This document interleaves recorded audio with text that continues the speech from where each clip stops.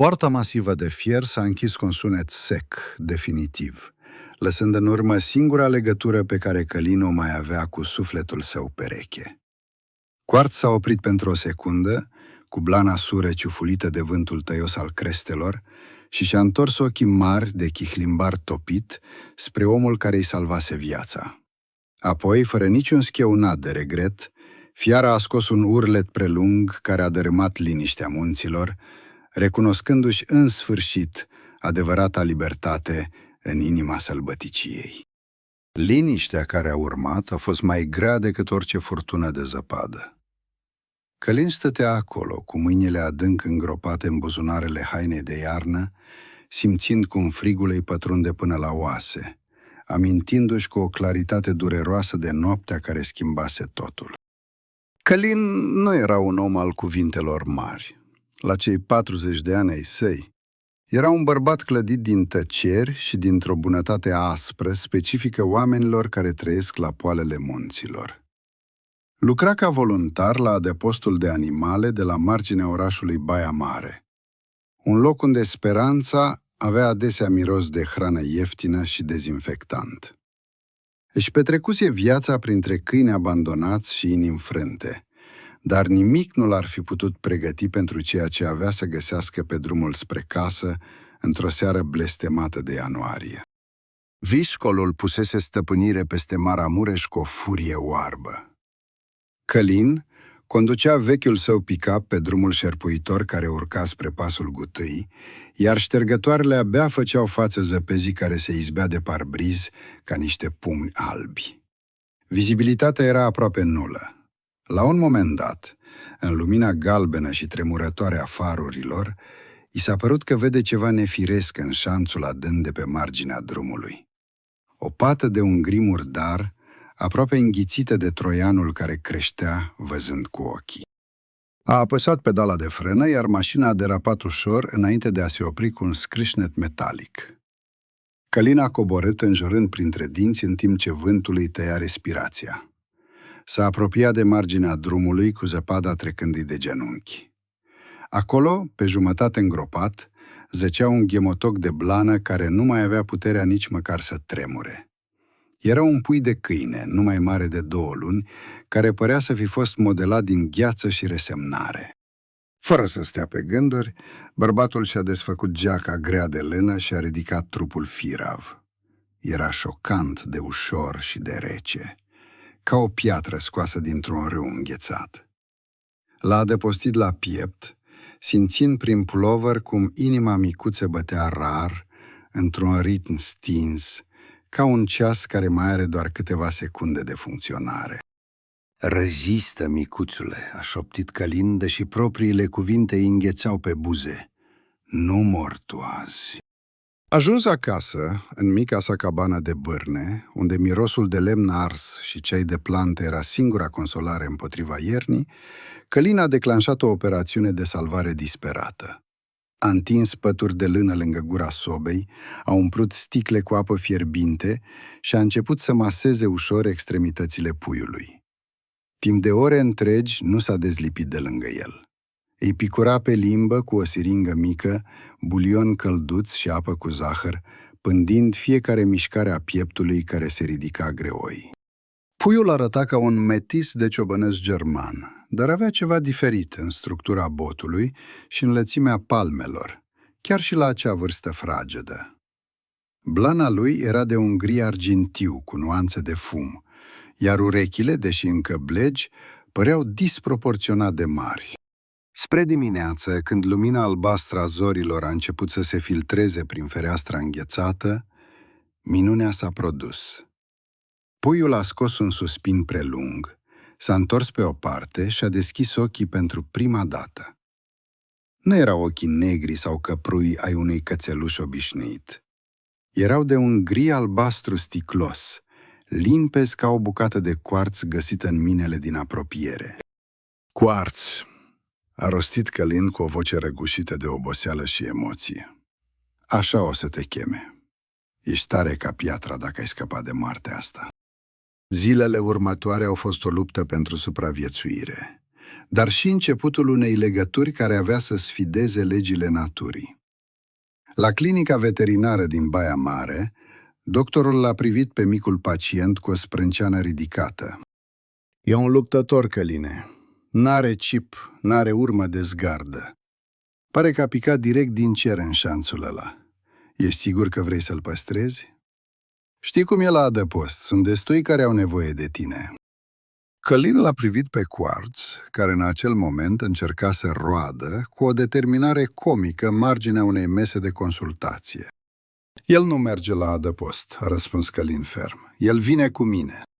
Nu știa atunci că acea decizie, luată dintr-un impuls de compasiune pură, avea să-l poarte pe un drum unde iubirea nu este întotdeauna suficientă pentru a îmblânzi sălbăticia. Zilele s-au transformat în săptămâni, iar săptămânile în luni, topind zăpezile grele ale iernii și aducând primăvara în Maramureș. Odată cu trecerea timpului, ghemotocul fragil de blană pe care Călin îl scosese din ghearele morții a dispărut, lăsând loc unei creaturi care fascina și intimida deopotrivă. Quartz creștea cu o viteză uluitoare. Părea că de la o zi la alta își dubla proporțiile.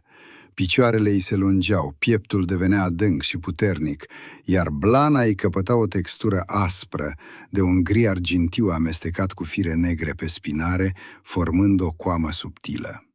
Însă nu doar mărimea lui era neobișnuită, ci și felul în care locuia în propriul corp. Puii de câine, mai ales cei de talie mare, sunt cunoscuți pentru neîndemânarea lor, pentru labele de care se împiedică și mișcările bruște. Quartz, în schimb, avea o fluiditate stranie. Călca pe podeaua de lemn a cabanei fără să scoată niciun sunet, mișcându-se dintr-o încăpere în alta ca o umbră glisantă. De multe ori, Călin se întorcea brusc de la aragaz doar pentru a-l găsi pe Quartz stând chiar în spatele lui, nemișcat, privindu-l fix cu acei ochi sticloși de culoarea cerului de iarnă. Apoi a apărut problema vocii. Câinii de la adăpostul unde lucra Călin făceau un zgomot asurzitor. Lătrau la mașini, la străini, la frunzele purtate de vânt. Quartz nu lătra niciodată, nici măcar un ham scurt când poștașul se apropia de gard. Rămânea tăcut, analizând orice mișcare cu o intensitate calculată. Singurele momente în care liniștea lui se rupea erau serile târzii. După ce soarele cobora în spatele crestelor împădurite, Quartz cerea să iasă în curte. Se așeza pe o stâncă plată din spatele casei, cu fața îndreptată spre întinderea neagră a pădurilor de brad. Acolo stătea statuie ore în șir. Uneori, din adâncul văilor, vântul aducea cu el ecoul subțire și înfiorător al haitelor de lupi care vânau. Când auzea acel sunet, corpul lui Quartz se încorda ca un arc. Își dădea capul pe spate și elibera din piept un răspuns, un urlet prelung, profund, plin de o jale ancestrală, care vibra prin aerul rece și îi făcea părul de pe brațul lui Călin să se ridice. Nu era urletul unui câine care imită, era vocea sălbăticiei recunoscându-și frații. Cu toate acestea, în viața de zi cu zi, Quartz era de o blândețe dezarmantă. Când Călin se așeza obosit pe fotoliu după o zi grea, animalul imens venea și-și așeza capul greu pe genunchii lui, cerând să fie mângâiat în spatele urechilor. Era obedient la comenzile de bază. Venea când era chemat și nu distrugea mobilierul. O legătură profundă, aproape telepatică, se formase între ei. Călin ajunsese să iubească fiara tăcută mai mult decât iubise orice altă ființă. Până într-o seară de toamnă, când iluzia câintelui domestic s-a destrămat violent. Era o zi obișnuită, de rutină. Călin a observat că ghearele lui Quartz crescuseră prea mult, curbându-se periculos. A scos din dulap cleștele special pe care îl folosea mereu la adăpost. S-a așezat pe podea și l-a chemat pe Quartz la el. Animalul s-a apropiat calm. Călin a întins mâna, i-a apucat o labă din față, și-a strâns ușor degetele pentru a scoate gheara la iveală, exact așa cum făcuse de sute de ori cu alți câini. Dar cleștele nici măcar nu a apucat să atingă unghia. În momentul în care Quartz a simțit că piciorul îi este imobilizat, că libertatea este constrânsă, fie și pentru o fracțiune de secundă, ceva primitiv și terifiant s-a declanșat în mintea lui. Nu a mărâit, nu a încercat să se smulgă cu stângăcie. O forță explozivă de neimaginat a erupt din trupul său. Într-o fracțiune de secundă, Călin s-a trezit aruncat pe spate, izbindu-se cu umărul de podea. Zgomotul a fost asurzitor când masa de cafea s-a răsturnat. Quartz ricoșase în colțul opus al camerei. Animalul nu stătea într-o poziție de câine speriat, cu coada între picioare. Era ghemuit cu mușchii arcuiți, gata să sară, gata să ucidă sau să fugă pentru a-și salva viața. Ochii lui se întunecaseră. Pupilele erau dilatate la maximum, iar din pieptul lui se auzea un sunet înfundat, ca un șuierat de abur sub presiune. Panica pură, crudă, a unui animal sălbatic prins în capcană. Respirația lui Călin s-a oprit. Zăcând pe podea, cu ochii ațintiți spre fiara din colțul camerei, a realizat un adevăr care i-a înghețat sângele în vene. A simțit forța aceea brută pe pielea lui. Dacă în acea stare de teroare oarbă, Quartz ar fi decis că bărbatul din fața lui este o amenințare mortală, Călin nu ar fi avut nicio șansă, niciuna. Nu l-ar fi putut opri, nu l-ar fi putut imobiliza, nu ar fi putut lupta corp la corp cu el.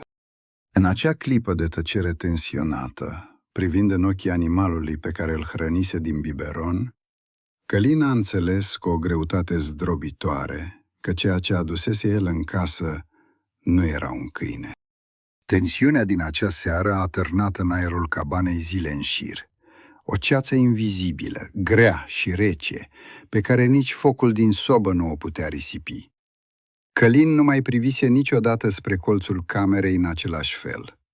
Masa de cafea răsturnată fusese ridicată, dar zgârietura adâncă lăsată pe podeaua de lemn rămăsese ca o cicatrice, o dovadă mută a exploziei de forță brută pe care o adăpostea sub propriul acoperiș.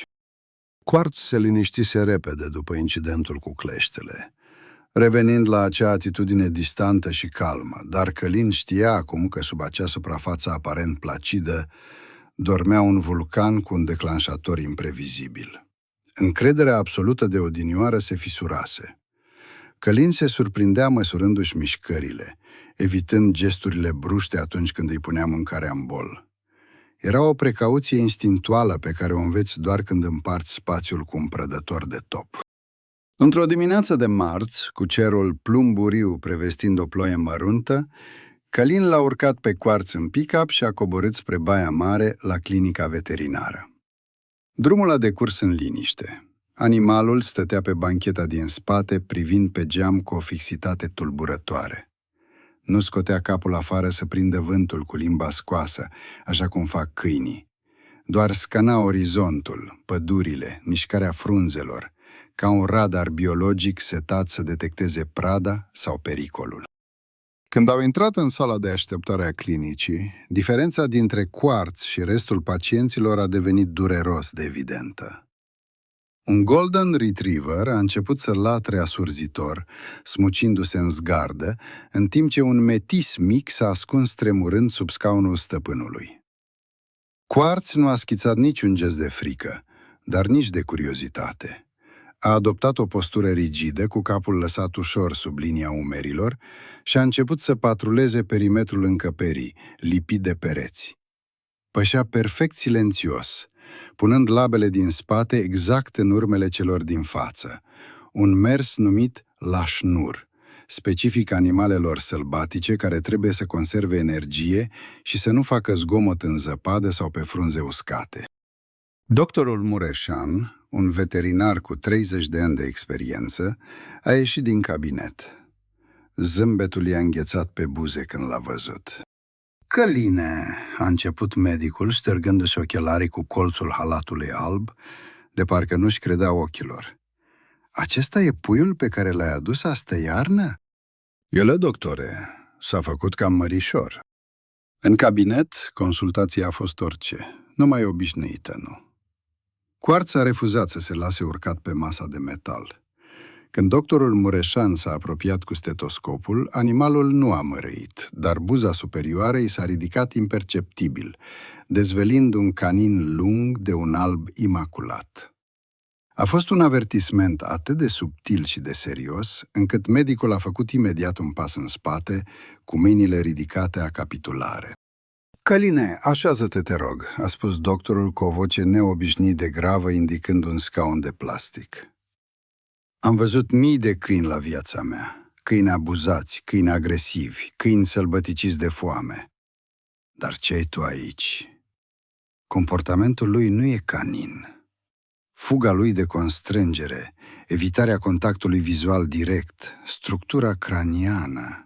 Uită-te la lipsa stopului dintre frunte și bot. E aproape o linie dreaptă. Uită-te la dimensiunea labelor și la glanda precaudală de pe coadă, care la câini e aproape inexistentă." Călin simțea cum un nod îi se formează în gât. "Vrei să spui că am salvat un lup?" "Vreau să spun că nu sunt calificat să-ți dau un diagnostic exact," a oftat medicul. "Dar știu pe cineva care este. Dr. Ilea, de la Facultatea de Biologie din Cluj. Este expert în fauna sălbatică carpatină, în special în canide mari. Trebuie să-l chemăm aici. E vital să știm cu ce avem de-a face."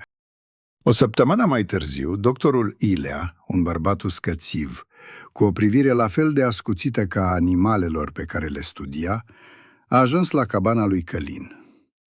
Nu a intrat direct. A cerut să-l observe pe Quartz de la distanță, în curtea îngrădită. Timp de 2 ore a stat în frig, notând febril într-un carnețel mișcările animalului, reacțiile lui la zgomotele din pădure, felul în care își folosea urechile independent, una de cealaltă ca niște antene parabolice. La final, cu o precauție extremă și cu ajutorul lui Călin, care a trebuit să folosească o cantitate uriașă de carne crudă pentru a distrage animalul, biologul a reușit să recolteze o mostră de salivă pe un tampon steril pentru un test ADN. Săptămânile de așteptare care au urmat au fost o agonie lentă. Călin se uita la Quartz cum doarme la gura sobei și refuza să accepte că acea creatură care îi căuta căldura ar putea să nu aparțină lumii lui. "E câinele meu," își repeta el în gând, o mantră disperată împotriva evidenței.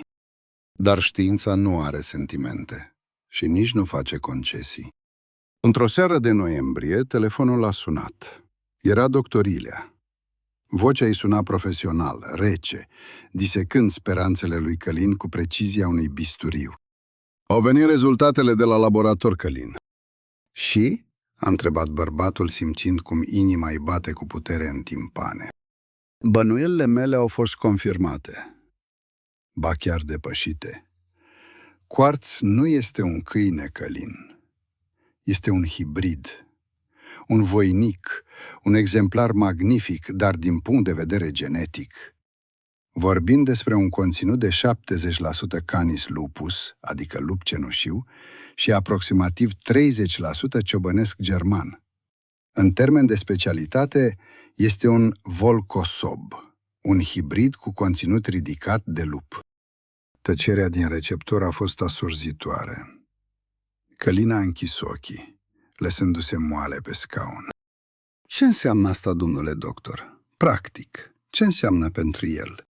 Când doctorul Ilea a răspuns, tonul îi se înmuiase, trădând o compasiune profundă pentru drama care se desfășura la capătul celălalt al firului. "Înseamnă, Călin, că ai în casă o tragedie a naturii. Câinii au fost domesticiți timp de mii de ani să caute fața umană pentru confort, să tolereze frustrarea și să aibă un prag ridicat de reacție la frică. Lupii, în schimb, sunt programați să supraviețuiască prin reacții fulgerătoare. Fugi sau luptă. Quartz este prins între 2 lumi. Cei 30% de câine din el îl fac să vrea să fie lângă tine, să te accepte. Dar cei 70% de lup dictează tot restul. Instinctul, spaima de a fi restrâns, nevoia disperată de a cutreiera 10 de kilometri pătrați pe zi. Călin a privit spre fereastră. Afară, în întunericul curții, 2 ochi chihlimbarii reflectau lumina lunii. Când ai vrut să-i tai iarele, a continuat biologul, mintea lui de lup a preluat controlul absolut. Pentru el, a fi imobilizat înseamnă moartea. Acesta este doar începutul, Călin. Pe măsură ce ajunge la maturitatea sexuală, instinctele teritoriale și de haite vor deveni incontrolabile într-un mediu domestic. Are nevoie de spații vaste, de un țarc special de înaltă securitate cu garduri îngropate în pământ, pentru că va săpa pe sub ele, și de o manipulare specifică a animalelor de pradă sălbatice. E un animal bun, a șoptit Călin cu o voce care se rupea. Nu e un monstru. Nu e, a confirmat Ilea blând. Nu există animale rele, Călin. Există doar animale în mediul greșit. Iar casa ta, oricâtă iubire i-ar oferi, a devenit o închisoare pentru el. Acel diagnostic a fost sentința care a zdruncinat din temelii lumea lui Călin. În noaptea aceea nu a putut să doarmă. A stat treaz ascultând respirația regulată a lui Quartz din camera alăturată.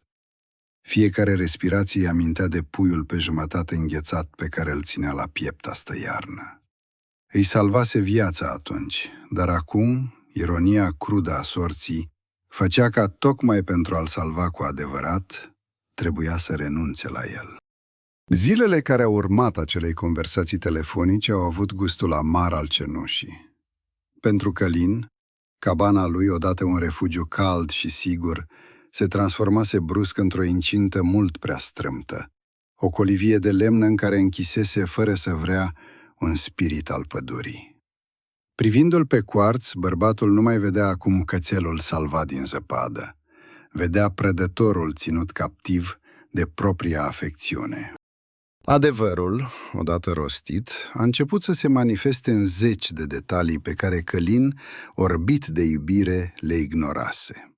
Pășitul perpetu al lui Quartz pe lângă gardul curții nu era o joacă, ci patrularea obsesivă a unui animal captiv care caută o breșă, o slăbiciune în bariera care îl desparte de lumea lui. În nopțile cu lună plină, iritarea hibridului devenea palpabilă. Zgâria ușa de la intrare cu o forță înspăimântătoare, lăsând șanțuri adânci în lemnul masiv de stejar, iar respirația îi se transforma într-un șuierat sacadat plin de frustrare. Dr. Ilea îi trimisese pe e-mail o serie de articole științifice și extrase din legislație. Călin le citea noaptea târziu la lumina gălbuie a veiozei, în timp ce Quartz dormea agitat pe covor, tresărind și mișcându-și labele în ritmul unor vânătoare onirice. Rândurile de pe ecranul laptopului loveau fără milă. Un animal cu un procent atât de ridicat de sânge de lup este considerat, în ochii legii, o specie sălbatică periculoasă. Deținerea lui în condiții domestice, fără avize stricte de la minister, era o zonă gri, aproape ilegală. Dar nu amenziile sau riscul de a ajunge în fața instanței îi dădeau lui Călin insomnii, ci responsabilitatea uriașă și riscul la care îl supunea pe Quartz. Biologul fusese clar. Dacă scapă din curte, Căline, și un vecin se sperie de el, dacă vânează o oaie sau, mai rău, dacă se simte încolțit de un câine de stână și atacă, autoritățile nu vor sta la discuții. Pentru ei nu va fi bietul Quartz, va fi un lup periculos coborât în sat. Vor chema vânătorii și îl vor împușca pe loc, înțelegi? Dragostea ta îl pune în cel mai mare pericol. Realitatea a lovit cel mai crunt într-o duminică după amiază. Călin încercase să-l scoată pe Quartz la o plimbare în pădurea din spatele casei, folosind un ham de forță și o lesă groasă de alpinism.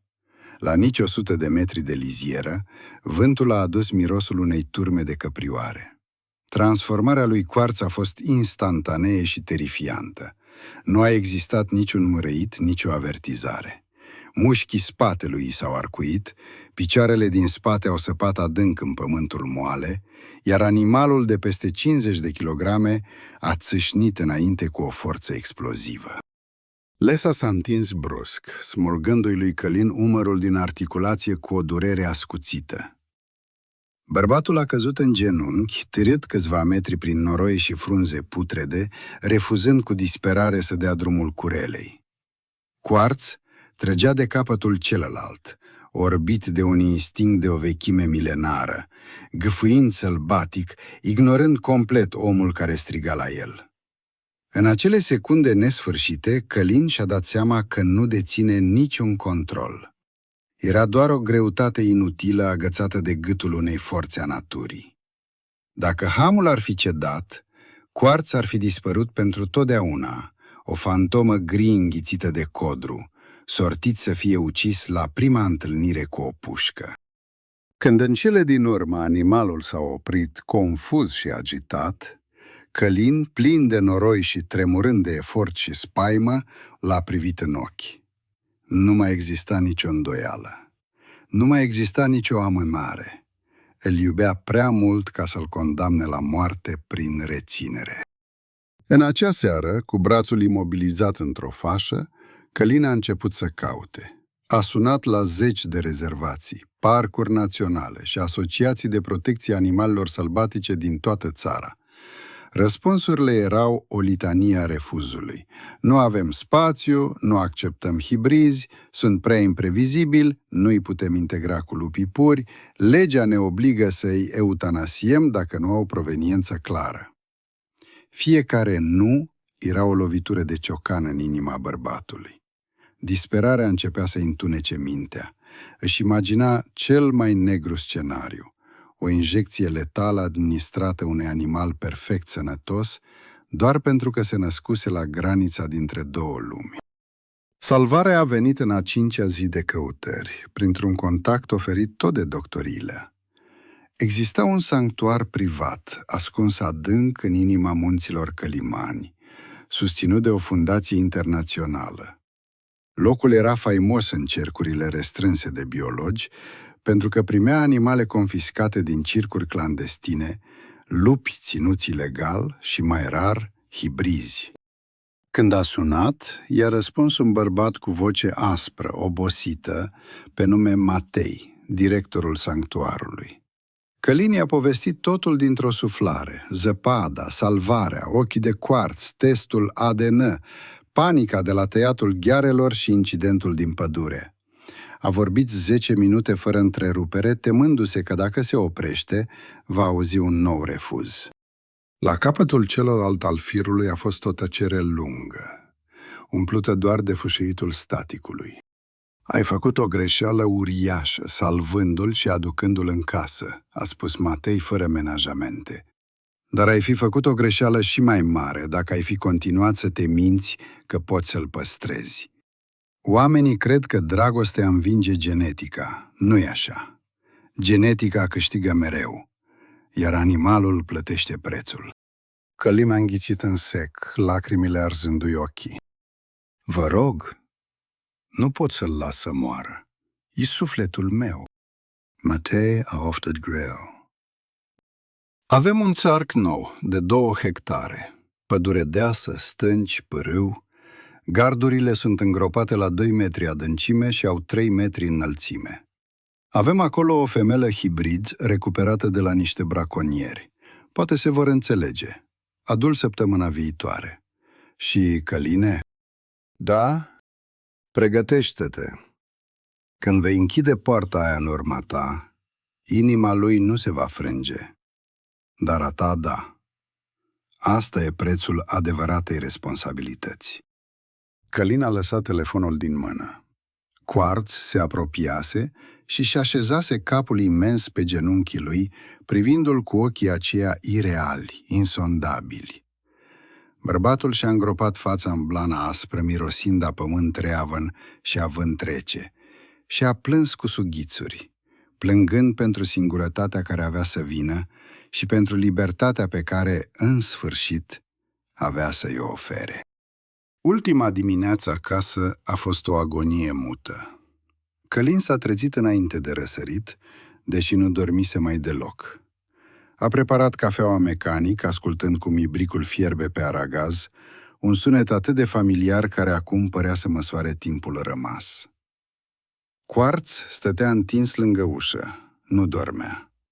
Simțise schimbarea în aer, acea tensiune electrică pe care oamenii o emană atunci când sunt pe cale să-și smulgă inima din piept. Nu i-a pus garda obișnuită, ci hamul de forță, cel care îi amintea de eșecul din pădure.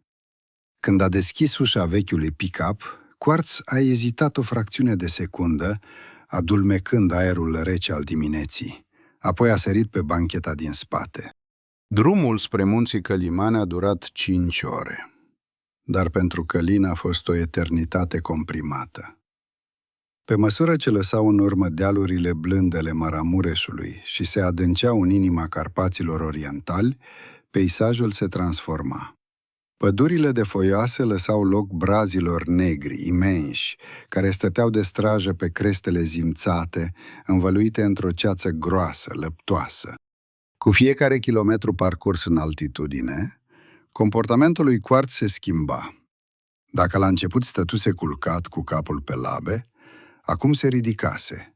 Își lipise nasul de geamul întredeschis, inhalând cu lăcomie aerul tăios, încărcat de mirosul de rășină, pământ umed și sălbăticie pură.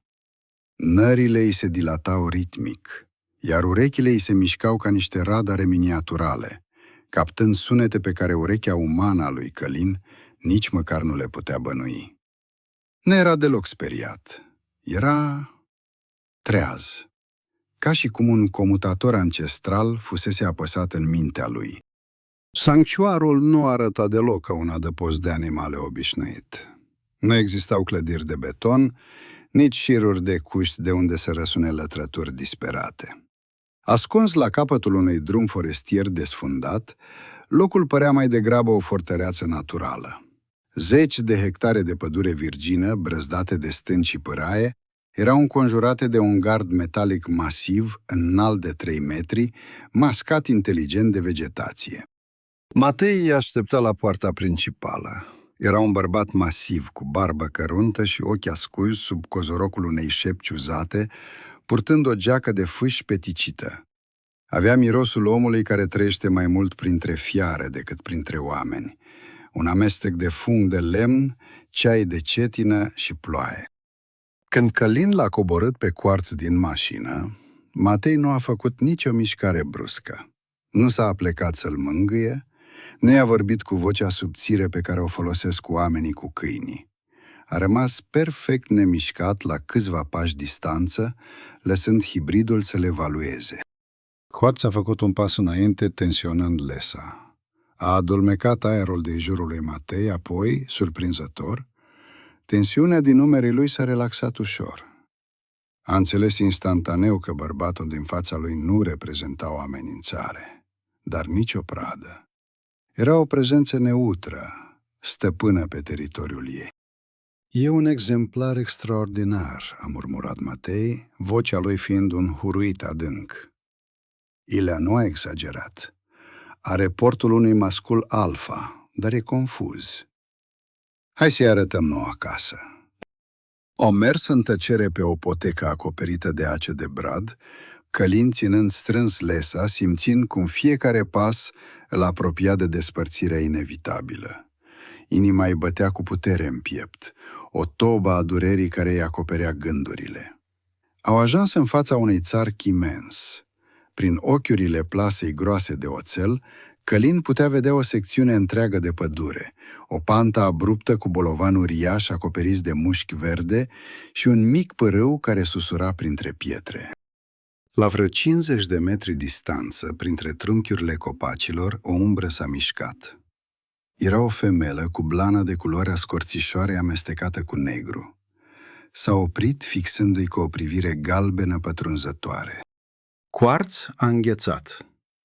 Tot corpul i s-a transformat într-o statuie de mușchi încordați. Nu lătra, nu trăgea din răsputeri de lesă, ci emitea acel sunet specific, un mărâit jos, gutural, urmat de un scâncet abia perceptibil de curiozitate. E Kira, a spus Matei încet. E hibrid, ca și el. A stat singură o lună. E timpul. Matei a deschis un sistem complex de zăvoare, iar ușa grea de fier a primului perimetru s-a dat la o parte. Au intrat într-un mic țarc de tranziție, o zonă tampon de siguranță. Aici îi dai drumul, Căline. Scoate-i hamul. Definitiv. Mâinile lui Călin tremurau incontrolabil. A îngenunchiat lângă Quarț. Animalul nu se uita la el. Privirea era ațintită dincolo de a doua poartă, spre pădurea care îl chema cu mii de voci invizibile. Călin i-a desfăcut cataramele hamului. Degetele îi se agățau de chingile de nylon, refuzând parcă să elibereze ultima legătură fizică. Și-a îngropat fața pentru ultima oară în blana aspră de pe gâtul hibridului, simțind pulsul puternic, sălbatic, bătând sub piele. Să fii liber, băiatule, a șoptit el, o lacrimă fierbinte pierzându-se în firele gri. Să fii ceea ce ești. A tras hamul. În acea secundă, greutatea nevăzută care apăsase pe umerii lui Quarț de când fusese adus în casa omului a dispărut. Animalul s-a scuturat violent din tot corpul, ca și cum s-ar fi curățat de praf, de mirosul de civilizație, de limite. Matei a deschis ușa interioară, eliberând calea spre pădure. Quarț nu a fugit. A pășit. Dar mersul lui se schimbase complet. Nu mai era furișarea nesigură de pe podeaua de parchet a cabanei, nici smucitura disperată din lesă. Era un mers fluid, aristocratic, o glisare silențioasă peste frunzele moarte. A intrat în țarcul imens și a tras aer în piept. Apoi, cu o siguranță care i-a tăiat respirația lui Călin, a început să exploreze. A marcat un copac, a adulmecat o piatră, a privit spre Kira, care făcuse câțiva pași ezitanți spre el, cu capul lăsat, într-o postură de recunoaștere. Pentru prima dată de când îl găsise în acea noapte de viscol, Călin a văzut animalul relaxat. N-exista panică, n-exista tensiune reprimată. Părea pur și simplu la locul lui. Ca o piesă de puzzle care a fost forțată într-o cutie greșită și acum a găsit în sfârșit imaginea căreia îi aparținea. Călin a făcut un pas în spate, ieșind din țarcul de tranziție. Matei l-a urmat în tăcere. Mâna aspră a directorului a apucat zăvorul. Poarta masivă de fier s-a închis cu un sunet sec, definitiv, lăsând în urmă singura legătură pe care Călin o mai avea cu sufletul său pereche. Quarț s-a oprit pentru o secundă cu blana sură ciufulită de vântul tăios al crestelor și și-a întors ochii mari de chiflimbar topit spre omul care îi salvase viața. Privirea aceea nu conținea nicio urmă de trădare, nicio întrebare. Era doar o acceptare calmă, străveche. Apoi, fără niciun schieunat de regret, fiara a scos un urlet prelung care a dărâmat liniștea munților. Urletul nu mai era îndreptat spre ferestrele închise ale unei cabane. Nu mai era un răspuns la o chemare imaginară. Era viu, era puternic. Kira i s-a alăturat, vocile lor împletindu-se într-un cântec sălbatic care a făcut să vibreze aerul rece al dimineții. Își recunoștea în sfârșit adevărata libertate în inima sălbăticiei. Călin stătea acolo, dincolo de gard, cu mâinile adânc îngropate în buzunarele hainei de iarnă, lăsând lacrimile să-i curgă liber pe obraj. Inima ei era sfâșiată, un crater gol în mijlocul pieptului, dar mintea îi era paradoxal liniștită. Durerea pe care o simțea era dovada supremă a iubirii lui. Ai făcut ce trebuie, omule, a spus Matei, punându-i o mână grea pe umăr. Foarte puțini au curajul ăsta. Să iubești un animal nu înseamnă să-l ții lângă tine cu forța. Înseamnă să-i dai viața pe care o merită, chiar dacă asta te lasă pe tine singur. Întoarcerea la cabana din apropierea Băii Mari a fost, fără îndoială, cea mai lungă și mai tăcută călătorie din viața lui Călin. Fără răsuflarea grea și ritmică a lui Quartz pe bancheta din spate, fără prezența lui masivă care să umple spațiul strâmt al mașinii, aerul părea dintr-o dată prea rarefiat, prea gol. Când a deschis ușa casei, liniștea l-a lovit ca un zid de gheață. Nu a existat niciun tropăit de labe pe podeaua de lemn, nici o umbră sură care să gliseze din bucătărie pentru a-l întâmpina. Singurele lucruri care l-așteptau erau zgrieturile adânci de pe ușa de stejar și un fir de păr argintiu rătăcit pe covorul din sufragerie. Călin s-a lăsat pe fotoliu și a ascuns fața în palme și pentru prima dată de când era copil a plâns până când a simțit că nu mai are aer. A plâns pentru puiul pe jumătate înghețat din șanț, pentru speranțele sale naive și pentru golul implacabil care îi se instalase în piept. Zilele care au urmat au fost mecanice. Se trezea, mergea la adăpostul de câini, muncea până la epuizare curățând cuști și hrănind animale abandonate, apoi se întorcea în cabana sa rece. Însă, pe măsură ce săptămânile se transformau în luni, durerea acută a început să se decanteze, transformându-se într-o melancolie așezată, lucidă.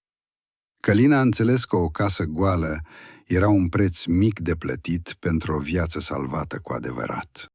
Așa că a început să conducă din nou. La început, o dată pe lună, apoi în fiecare weekend.